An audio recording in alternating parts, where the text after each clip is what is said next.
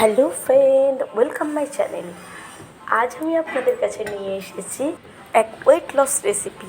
যারা ডায়েট করছেন কিংবা যারা ডায়াবেটিক পেশেন্ট, তারা ব্রেকফাস্টে কিন্তু এই চিয়া, টক দই এবং যে কোনো ফল দিয়ে এই রেসিপিটা ট্রাই করে দেখতেই পারেন।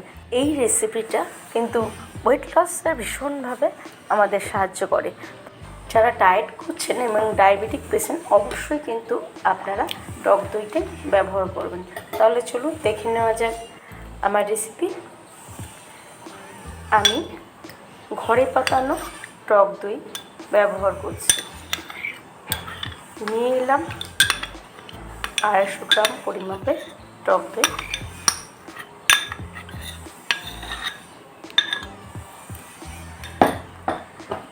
এবার নিয়ে নেব চিয়া সিড। আমি 4 টেবিল চামচ পরিমাপে চিয়া সিড নিয়ে নিয়েছি। কারণ চিয়া সিডে আছে highly nutrition, antioxidant, weight loss করাতে যা ভীষণভাবে সাহায্য করে এবং ব্লাড সুগার লেভেলও কম করে। এবং এটা আমাদের কিন্তু স্কিন এবং এজিংয়ের ক্ষেত্রেও ভীষণভাবে হেল্পফুল। এবং চিয়াতে আছে প্রচুর পরিমাণে ফাইবার এবং এটা কিন্তু সম্পূর্ণ পরিমাণে কোলেস্ট্রল ফ্রি।